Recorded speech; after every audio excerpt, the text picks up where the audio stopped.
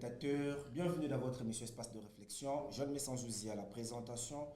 Nous recevons ce jour Cédric Kayembe qui est candidat député national dans la circonscription de Moamba et aussi candidat municipal dans la commune de Limité. Avec lui, comme vous le savez déjà aussi, Espace de réflexion, nous abordons que les questions électorales. Nous allons parler de l'organisation des élections de décembre 2023 en RDC, le quatrième cycle des élections en RDC. Et pour ne pas monopoliser la parole, je m'en vais dire bonjour à M. Cédric avec moi ici. Bonjour Joël, j'espère que tu vas bien. Ouais, ça va et je l'espère aussi pour vous. Ok, je vais aussi bien. Merci beaucoup, fidèles téléspectateurs. Comme je le disais, vous êtes dans l'émission Espace de réflexion et on parle spécialement élections en décembre 2023. On commence par cette actualité brûlante de l'heure. Vous le savez, Seth Kekouni a introduit une requête demandant à la Cour constitutionnelle d'invalider le président Tshisekedi. Alors, M. Cédric, vous avez déjà l'information, je le sais très bien. Qu'est-ce qui va arriver? Qu'est-ce qui va se passer si aujourd'hui la Cour prenait cette option d'invalider le président Tshisekedi? Bon, à ce que je sache, malheureusement, Seth Kekouni, sa démarche ne sera pas acceptée par la Cour constitutionnelle. Elle sera rejetée. Donc, ça cause pas un problème du fait que les présidents impliqués puissent porter deux prénoms. Donc, ce sont des fausses accusations. Mais par contre, moi, j'aimerais interpeller l'opinion, tant nationale qu'internationale, qu'il est important pour nous, les Congolais, d'éviter à ce qu'il y ait un bain de sang en invalidant certains candidats et laisser tous les candidats compétir, c'est ce qui fera la beauté de la démocratie. Et quand vous demandez à la Cour de laisser tous les candidats compétir, vous estimez aussi que la Cour ne va pas invalider le candidat Katumbi, parce que ça s'est dit dans les couloirs, patati patata, tel complot contre Katumbi, son armée numérique a l'air à tout moment, tel complot contre Katumbi, on veut invalider tout ça, on veut créer un faux passeport, on veut remonter en 2003, une affaire patati patata. Est-ce que Katumbi fait d'abord peur? S'il faut d'abord poser la question directe comme ça, est-ce que Katumbi fait peur? Je ne sais pas, moi, mon candidat, c'est Floribert Anzouli, donc je ne sais pas si Katumbi fait peur, ça je ne le sais pas en tout cas. Parce que je sache, nous sommes en train de préparer pour les élections et c'est ce qui est important pour nous. Donc, aux gens de Katumbi, tout ce que moi je pourrais leur demander, c'est qu'ils soient calmes, qu'ils se préparent pour gagner les élections parce que de toutes façons, ils ne vont pas invalider M. Katumbi, qu'ils se préparent pour les élections et ça, c'est à partir de là qu'on verra qui va gagner et qui ne va pas gagner. Si il se trompe à ne pas préparer les élections, il risque d'être tabassé par pour la fille des téléspectateurs, d'autres candidats. Point de réflexion, votre émission qui parle spécialement élection. Monsieur Cédric, vous savez qu'il y a quand même le doute, on ne va pas se voiler la face, oui. Il y a quand même le doute sur la tenue des élections en décembre 2023, bien que le président insiste, il persiste, comme la CENI, qu'il y aurait bel et bien élection le 23 décembre. Au-delà de cela, il y a les opposants de manière générale qui remettent un peu en cause la CENI, qui critiquent le fichier électoral. La CENCO a demandé l'audit citoyen qui n'a jamais été fait. L'affichage des listes dans les bureaux des centres toujours pas fait. Est-ce que ce processus est-il vraiment crédible? Vous le croyez? Est-ce qu'il y aura élection? Bon, si le président de la CENI nous dit qu'il y aura des élections en 2023, les 20 décembre 2023, c'est qu'il y aura réellement élection. Parce que de toutes les façons, il n'y aura pas une vie juridique. S'il n'y a pas des élections, c'est-à-dire que le président Tshisekedi va démissionner et il y aura une transition sans M. Tshisekedi, ça c'est clair, parce que on ne va pas retomber dans les histoires de si les présidents... S'il n'y a pas d'organisation des élections, le président Kabila et le président Tshisekedi restent en fonction jusqu'à l'installation d'un autre président. Non. Mais il y a une jurisprudence aussi en la matière. C'était une violation de la Constitution. Vous savez que nous, on a été arrêtés à cause de ça parce qu'on ne pouvait pas laisser M. Kabila violer la Constitution. Donc, vous nous obligez de rentrer sur la rue pour réclamer ce qui est nos droits. Je rappelle ici que M. Cédric, dont voici, fut, permettez que je le dise comme ça, membre de FILIM, parce qu'aujourd'hui, il est dans la politique active, il ne peut plus être dans la société civile, mais c'est un ex-membre, n'est-ce pas, du mouvement FILIMBI qui a vraiment milité pour que Kabila puisse dégager, hein, parce que c'était ça le terme. Nous sommes les pères de l'alternance. L'alternance qui a eu au sommet de l'État, nous connaissons quelque chose. Nous avons payé de notre prix pour qu'il y ait l'alternance. Et aujourd'hui, il y a des gens qui se tapent les dos, qui disent qu'ils sont proches du pouvoir, qui sont peut-être proches de l'opposition, mais nous, on regarde et on se concentre sur ce qui est important. Alors, M. Cédric, comme je l'avais dit d'entrée de jeu, vous êtes candidat à la circonscription de Moamba. Vous comptez, n'est-ce pas, remplacer les députés qui sont actuellement au niveau de l'hémicycle. Mais qu'est-ce que vous allez apporter de plus? Quel est le vent du changement que vous comptez apporter? Qu'est-ce que vous reprochez aux députés de cette mandature que vous pensez améliorer une fois élu? Bon, vous savez, d'abord, la première des choses qu'on peut reprocher à tous les députés qui sont au Parlement, et d'ailleurs même l'homme politique congolais, c'est d'abord la transhumance. Tu vas voir, aujourd'hui, il est dans l'opposition, demain, il est dans la majorité, après-demain, il est dans l'opposition. Donc, ils sont là, ils se battent seulement pour leurs intérêts égoïstes. Ils sont là seulement pour leurs intérêts. Et les autres, ça leur intéresse pas trop. Et ce qui est beaucoup plus aussi compliqué, c'est ce que la plupart des gens qui partent au Parlement, ils ne savent pas ce qu'ils peuvent jouer comme rôle. Vous avez des commerçants qui sont au Parlement. Au Parlement. Oui, des commerçants qui sont au Parlement. Ils ne savent pas pourquoi ils sont... Ils ne savent pas pourquoi ils sont là-bas. Et ils sont seulement, qui sont pour, ils lèvent la main. Qui sont contre, ils rabaissent la main. Parce qu'ils savent bien qu'après ça, ils auront 30 000 $, ils auront 10 000 $, ils auront... Une fois élu, vous aurez aussi tout ça. Mais malheureusement, moi, je ne vais pas faire partie de ces genres d'antivalaires. Vous ne me verrez jamais dans ce genre de choses. Alors, qu'est-ce que vous allez concrètement, qu'est-ce que vous allez... Bon, j'avais dit tout à l'heure que la plupart des députés qui partent au Parlement, ils ne savent pas d'abord, premièrement, les rôles. Les rôles d'un député, sachez-les bien, vous qui nous suivez à travers les réseaux sociaux et puis à la télé ou peut-être même à la radio, retenez qu'un député, lorsqu'il est élu, lorsqu'il est au Parlement, il est là premièrement pour voter des lois, faire des propositions de lois et puis contrôler les gouvernements. Un député n'est pas là pour construire des ponts. Parce que j'ai vu quelque part, s'il vous plaît, Joël, ça c'est très important, il faut le dire, il faut le souligner, il y a des députés escrocs. J'ai vu quelque part dans la ville province de Kinshasa, je pense que ça doit être à Founan, il y a un député qui a écrit écoutez, on m'a offert une Jeep Palisade, j'ai vendu ça pour offrir de l'eau. Pour offrir de l'eau, mais c'est n'importe quoi. Toi, tu es député, c'est pas ça ton rôle. Et la régie des eaux, c'est quoi son travail? Mais étant les pouvoirs que tu as, les pouvoirs que tu as, messieurs députés escrocs, les pouvoirs que tu as, appelle, fais une proposition, appelez les DG de la régie des eaux qu'ils viennent au Parlement, qui vous expliquent qu'est-ce qui ne va pas. Et actuellement, même dans ces studios-là où nous sommes, il y a une coupure d'électricité. Et que font ces députés-là qui sont au Parlement? Qu'est-ce qu'ils font? Rien du tout. Mais lorsqu'il s'agit de voter des lois bidons, lorsqu'il s'agit de faire passer des propositions qui renforcent leur pouvoir. Qu'est-ce que vous appelez lois bidons? Non, mais des lois bidons, par exemple, il y avait une loi concernant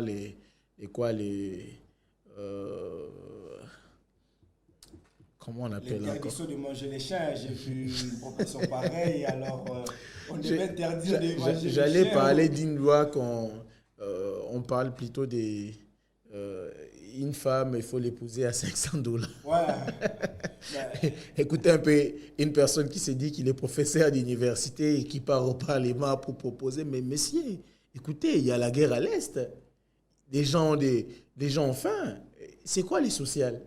Lorsqu'on parle du social, c'est quoi? C'est quoi les sociales? Chaque année, on nous revient, on nous parle du social. Les sociales, d'abord, premièrement, c'est l'amélioration des salaires des gens, l'amélioration des conditions de vie des gens. C'est ça, les sociales. Et vous voyez que jusque-là, ce n'est pas encore fait. Non, mais ça n'a jamais été fait. Lorsqu'on vous dit qu'on a rajouté 10 000 francs, on a rajouté 2 000 francs et 20 000 francs sur les salaires des fonctionnaires, mais ça a quel impact? Une personne qui paye une maison de $200, des $100, on lui paye 196 000 francs. 196 000 francs. Et lui, les députés qui est au Parlement, il touche combien? 21 000 $. Plus des avantages. Et plus des avantages. Et nous, nous demanderons... Ce n'est pas ce qui fait aussi qu'il y a... Parce qu'il y a plus de 20, oui, alors, il y a plus de 25 000 une fois que je serai élu député, je ferai une proposition de loi pour qu'on puisse, nous, les futurs députés, qu'on puisse nous payer $500 au Parlement. C'est un aventurier, celui-là. Excusez-moi de vous le dire comme ça. Excusez-moi de vous dire comme ça. Regardez ce qu'il a construit à Kingabwa. Regardez les écoles qu'il avait dit qu'il avait construites à $300 000. $300 000. Il avait eu cet argent où? Pour construire ces écoles. Vice-président. Il fut vice-président. Merci beaucoup pour la réponse.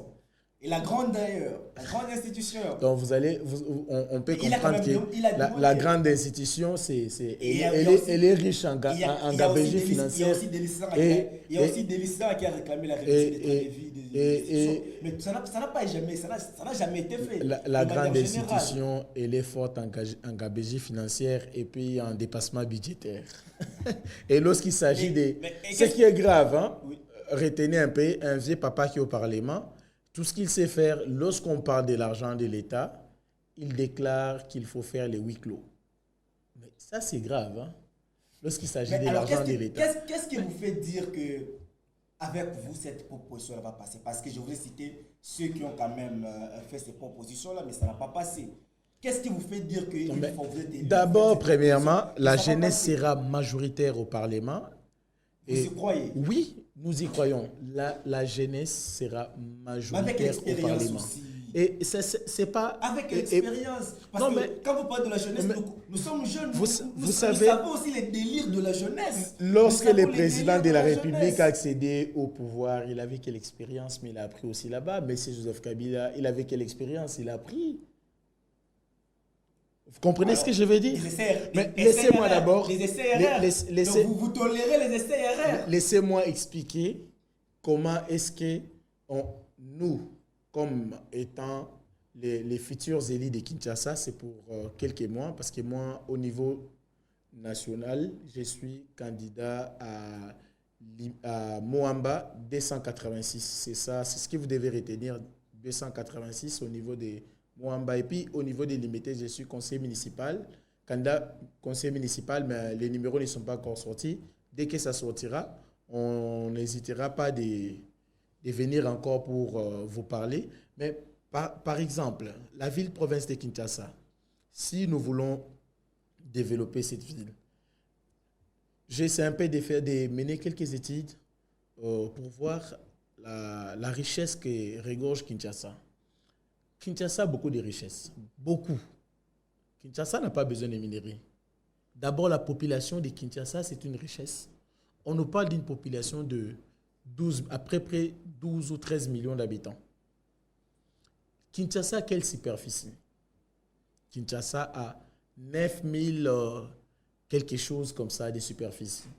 Mais si on compare Kinshasa à une ville comme Hong Kong, qui a 7 413 comme ça, kilomètres carrés de superficie, on peut vite comprendre, on peut regarder quelles sont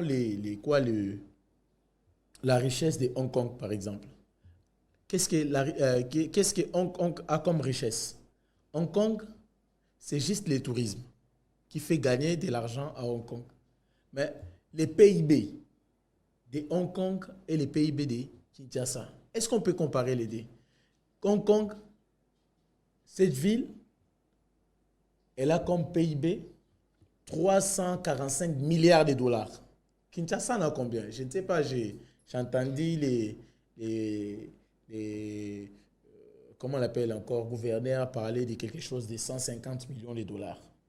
Car la ville-province de Kinshasa, s'il vous plaît. Et on ne se limite pas là. Les PIB par habitant de Hong Kong est de 48 dollars par habitant, s'il vous plaît. De Kinshasa, il est de combien? Du Congo, il est de combien?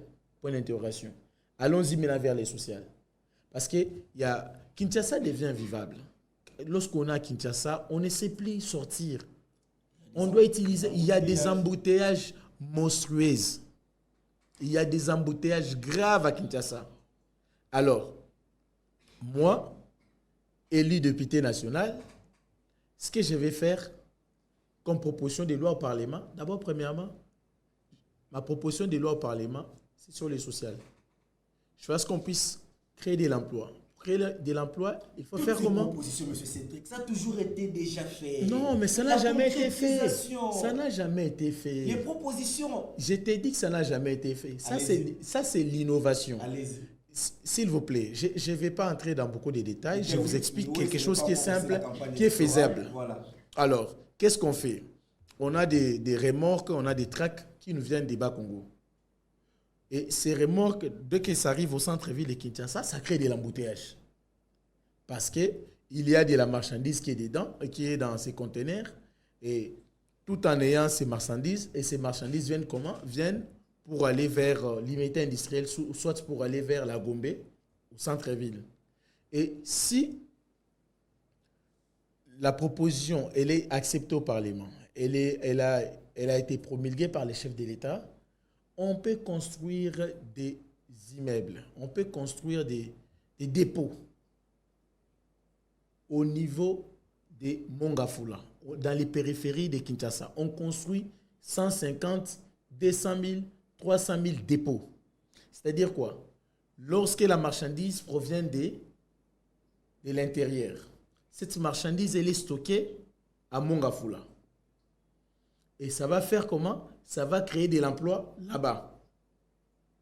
Et une fois que cette marchandise elle est stockée là-bas, ça peut permettre à ce qu'on puisse construire des routes. Au lieu que les habitants de Massina, par exemple, au lieu qu'ils puissent quitter Massina pour traverser, pour prendre les longs des boulevards Lumumba et puis bypass, monter vers Mongafula, on peut construire des routes qui peuvent aller de Mokali, route Mokali, jusqu'à Mongafula.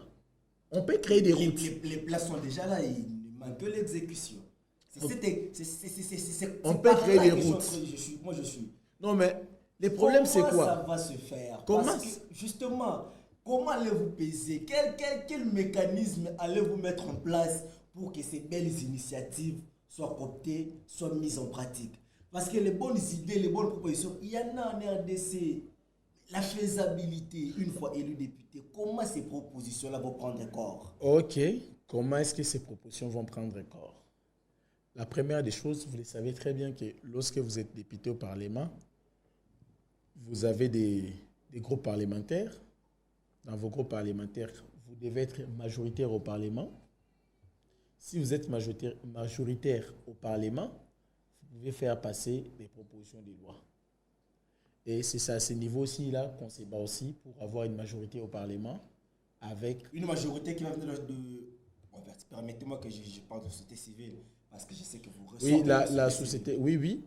Une majorité qui va venir de la société civile, bien sûr. Parce que... RDC. Oui, c'est possible. C'est pas impossible.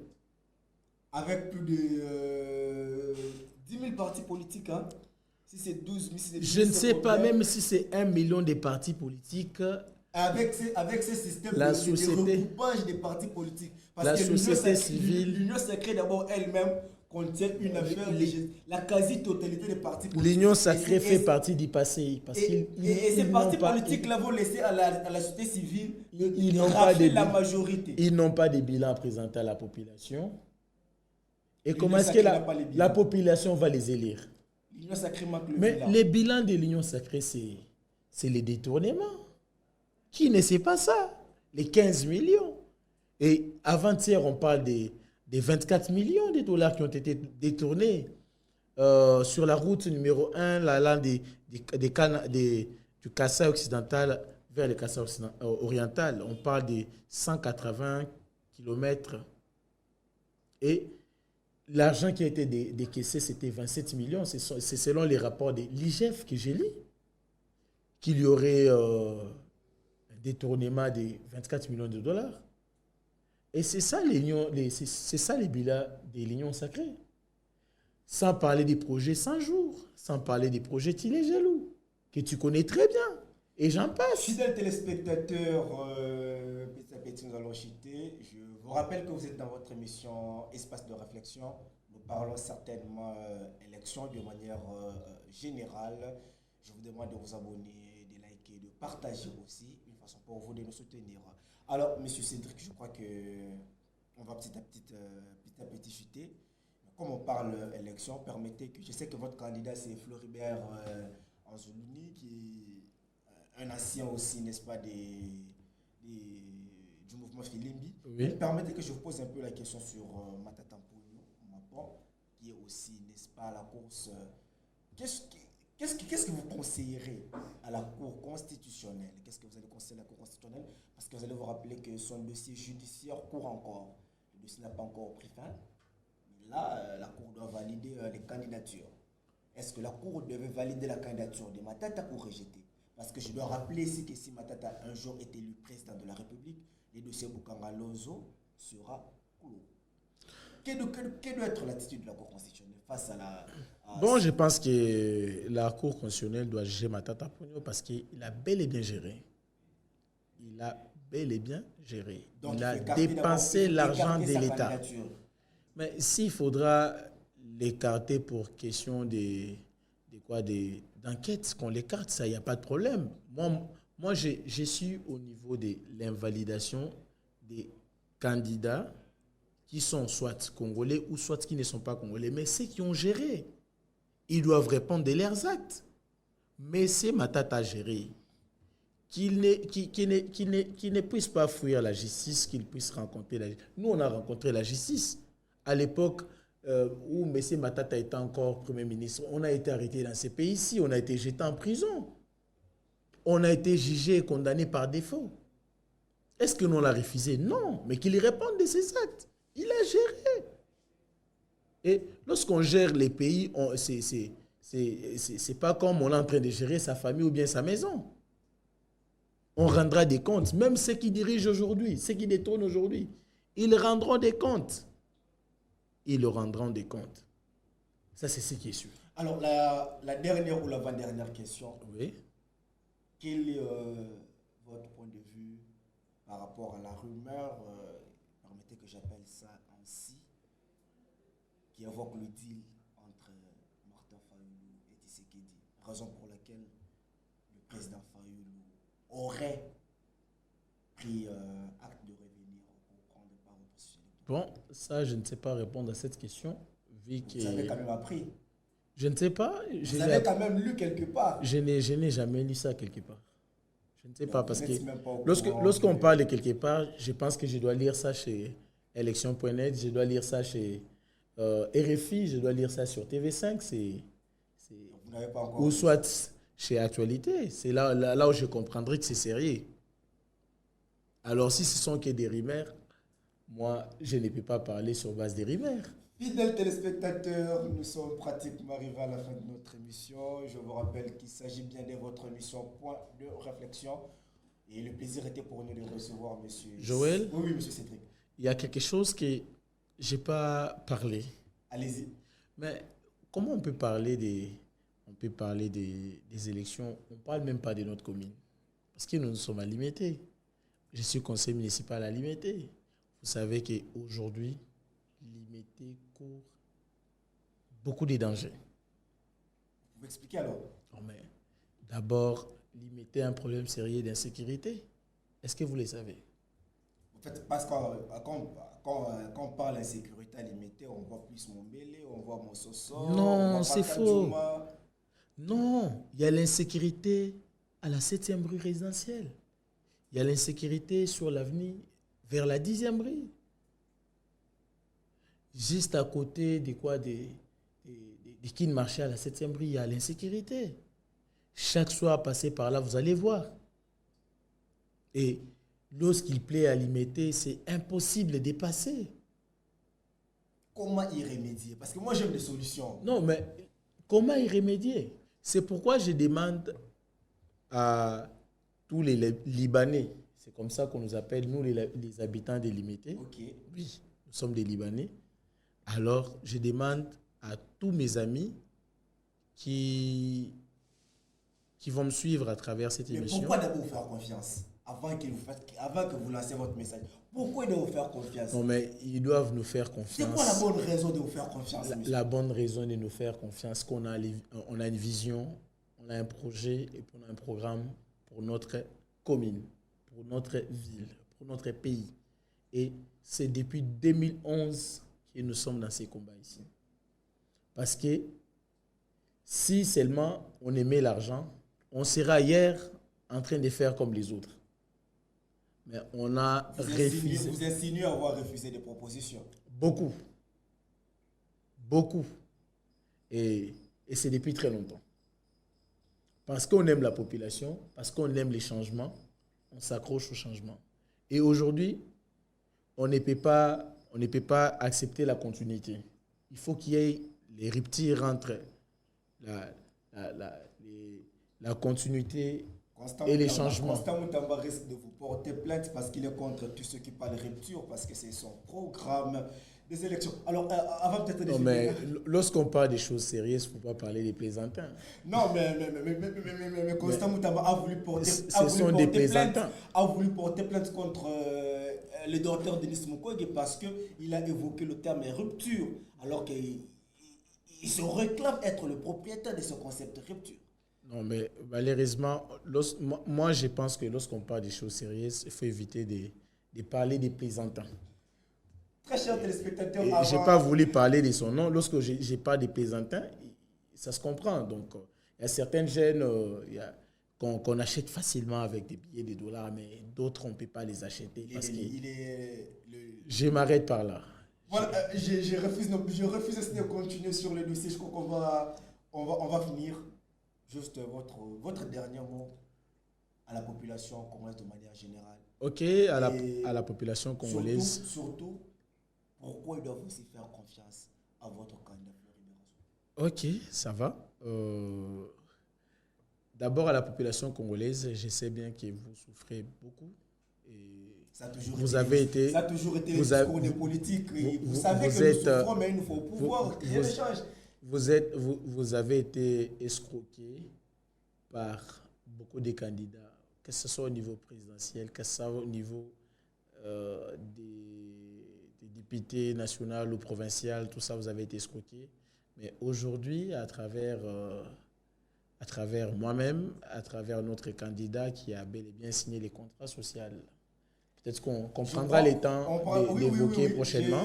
Déjà, nous sommes en train de négocier une émission avec lui parce qu'on doit parler de ce contrat social. On a beaucoup de questions évoquées avec le candidat Fleury Béranzou. Je crois que dans les prochains jours, vous allez suivre cette émission avec le candidat président Fleury Béranzou. Oui. Et ce contrat social. Oui, à travers les contrats sociaux. Ça résonne dans les oreilles des Congolais. Oui. Quand j'ai partagé un article sur ça, j'ai reçu beaucoup de questions. C'est quoi ce contrat social? Oui, mais effectivement, tu sais, le contrat social, ça permet en fait de mesurer les vrais défauts.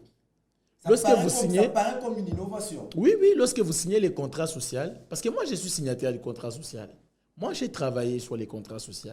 J'ai posé des questions aux gens. Et les gens ont répondu. Toute la population, on était sur les 145 territoires. Sur les 33 villes. Avec quel moyen? Mais, tu sais, il y a beaucoup de gens qui aiment les Congos. Et qui sont toujours prêts à apporter leurs moyens. Moi, je suis Congolais. Avançons. Je suis Congolais. Je travaille quelque part. Avançons, et je ne peux pas manquer $100 pour financer. Avançons. Parce que vous parlez de 145 territoires, allez-y comprendre qu'il faut sillonner le Congo. Et sillonner le Congo... Profond. Voilà. Avec tout ce qu'on a d'abord comme problème au niveau des avions, sillonner le Congo avec tout ce qu'on a comme problème au niveau des routes, sillonner le Congo avec tout ce qu'on a comme problème d'insécurité, ça signifie qu'il faut mobiliser les moyens. Oui, il faut mobiliser les moyens. Il faut vraiment mobiliser les moyens. Non, mais tu sais, on n'était pas vraiment obligé de nous déplacer pour aller, par exemple, je crois qu'on parlera à Kananga. Je crois qu'on parce qu'on a des amis qui sont à Kananga qui peuvent faire le même travail qu'on fait ici à Kinshasa. Voilà, on reviendra sur ce contrat social, comment ça a été réalisé, comment vous êtes parvenu Quel est ce contrat que vous avez avec la population? Vous pouvez finir? Bon, les contrats qui nous lient avec la population. Ce qui nous lie avec la population, premièrement, c'est parce que moi-même, j'ai fait partie de cette population qui souffre. La population souffre toujours. Elle souffrira même si... Non, elle ne souffrira plus après 2023 parce qu'il y aura un changement total. Crois-moi qu'il y aura vraiment un changement total et puis il y aura la rupture entre les passés et l'avenir. Fidèles téléspectateurs, nous sommes arrivés pratiquement à la fin de notre émission. Nous vous disons merci. Merci, M. Cédric, d'avoir répondu à notre invitation. C'est à moi de vous remercier de m'avoir invité dans votre plateau. Merci beaucoup, très chers téléspectateurs. On se retrouve à la prochaine occasion avec un nouveau numéro. Inch'Allah, et d'ici là, portez-vous bien.